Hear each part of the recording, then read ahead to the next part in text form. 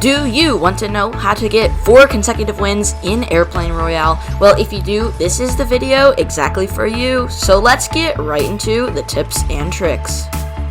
Tip 1. When spawning in, make sure you get very low to the ground. The lower you are to the ground, the less likely an opponent can see you.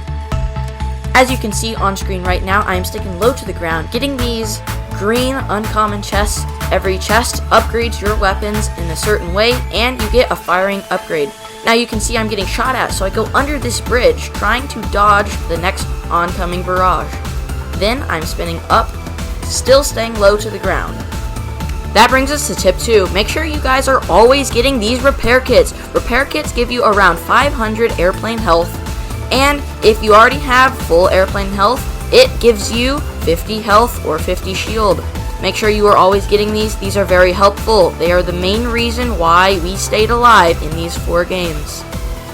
When you get a repair kit and you already have 100 health and 100 shield and a full airplane, it instead gives you a random gun power-up. Tip 3. Whenever you can, go for these epic and legendary chest upgrades. The most important one you want to get is the minigun. The minigun has a very fast fire rate and is the most helpful gun out of all 3.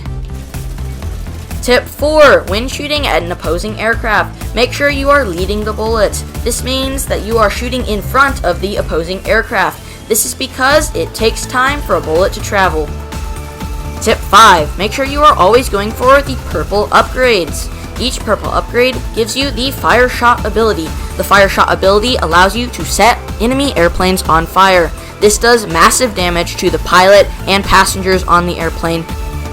Tip 6. When down to the last enemies, you can look in the top right and see how many players are left. Each team is made up of 2 players. This means that if it says 4 players are left, that means only 1 other team remains. By looking down below the enemy team player count, you can see how many enemy airplanes are left. That's how many lives that the enemy aircraft has.